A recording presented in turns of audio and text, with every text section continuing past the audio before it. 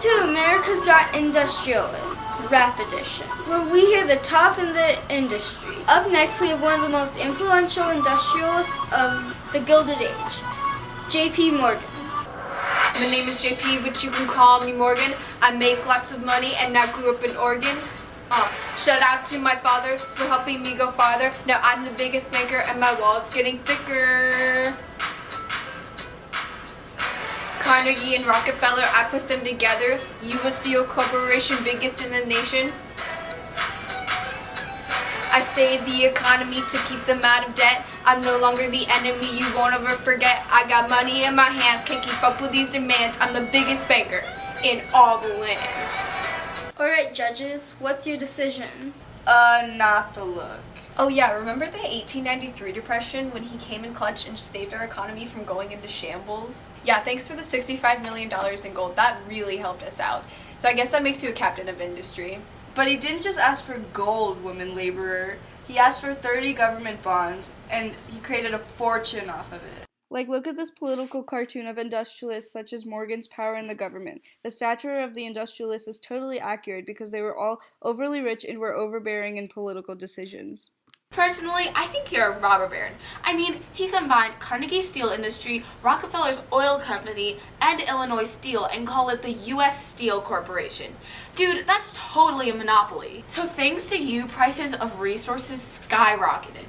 But he also kept many railroads in business when they were going into bankruptcy. But being the first to do this, makes you a captain of industry. He said so himself that he believes in personal integrity over financial success. I mean, the fittest always survive and prosper. Ever heard of the philosophy of social Darwinism? Okay, now for the votes. Now let's give a warm welcome to Jay Gold. Yo, VIP! Let's kick it! Railroads, baby! Railroads, baby! Alright, stop! Horizontal integration, gold is back with my brand new invention. Railroads, grab a hold of me tightly, flow like a train track daily and nightly. Will it ever stop, yo? I don't know. Cash flowing in like Van Gogh. To the extreme as I fare like a vandal. Watch out, Vanderbilt, I'm not moral. 70s, my company boom. I'm killing competition like a poisonous mushroom, deadly. When I buy other companies, anything less than the best is a felony. Love it or leave it. You better make way. Don't mess with my trains. Jay, don't play.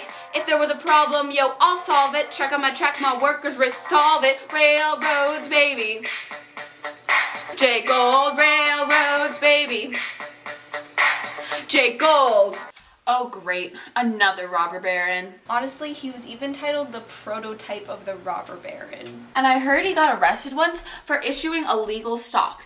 And when he was getting arrested, he bribed the New York State legislators to change the law. And you were an advocate for laissez-faire capitalism, which basically kept me out of big businesses.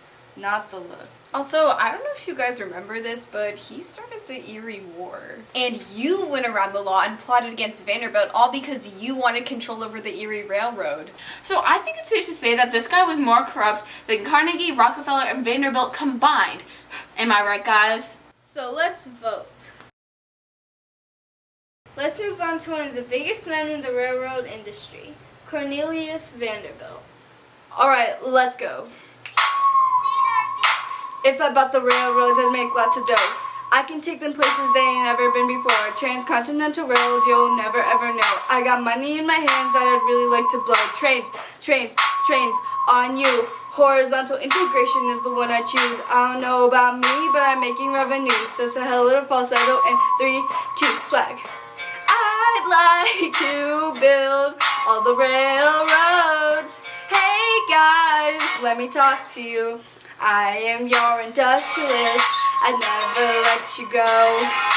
Keep you on my railroads. You never be alone. Captain of industry, or anything you want. If I was your industrialist, I'd never let you go. I'd never let you go. Alright, that was surprising.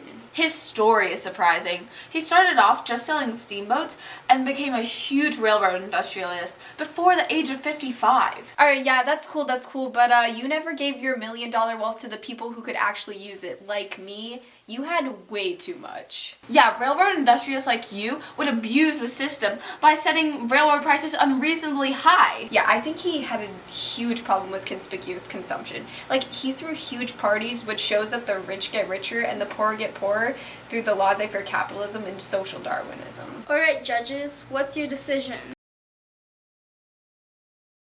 Now we got the steel industry's biggest, Andrew Carnegie. Andrew Carnegie, an immigrant from Scotland, I rose to the top of the 1%, but I didn't stop, and I rule the steel industry, build New York City towers, you can't even touch me, I'm a global superpower.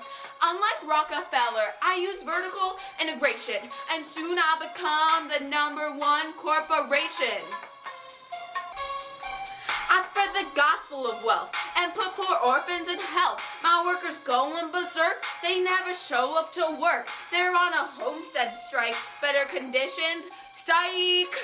I was not expecting that from you, Andy. I know, right? And the way you donate 95% of your wealth definitely makes you a captain of industry in my book. Yeah, the gospel of wealth has came in clutch. You have given so much money for libraries and schools. Okay, just because he was the first to donate to poor workers like me doesn't make him a captain of industry. When I had to work for him, the working conditions were terrible. I was overworked and underpaid. Oh, and don't forget about the homestead strike. Henry Clay Frick, Carnegie's right-hand man, used weapons to defeat the steelworkers. But seriously, woman labor, you can't deny the fact that he bettered the country through this philosophy and promoting the American dream.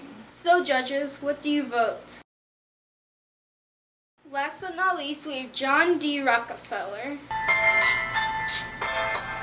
My name's John Rockefeller, I produce oil, I make lots of money cause my miners toil. I like to use horizontal integration, I buy 90% of oil in the nation. I'm the first trust, the money is stacked, Sherman got suspicious, made an antitrust act. There's nothing that I love more than creating monopolies and scamming the poor. Carnegie ain't got nothing on me, cause I'm a billionaire captain of industry, what? Dang, that rap was fire! But he was actually a really corrupt businessman. And even when John Sherman in 1890 created the Antitrust Act, which said that creating a monopoly was illegal, the Supreme Court kept them from breaking up the Standard Oil Company. And since you dominated the market, you could raise prices however high you wanted, making us pay insane prices for necessities like oil. And you got away with all of it by using laissez-faire capitalism, which kept me from being involved in your big business. Well, he was the first trust and became the richest man in American history, so I guess that makes him somewhat of a captain of industry. So, what's your vote? And that's all we got on America's Got Industrialists Rap Edition. See you next week.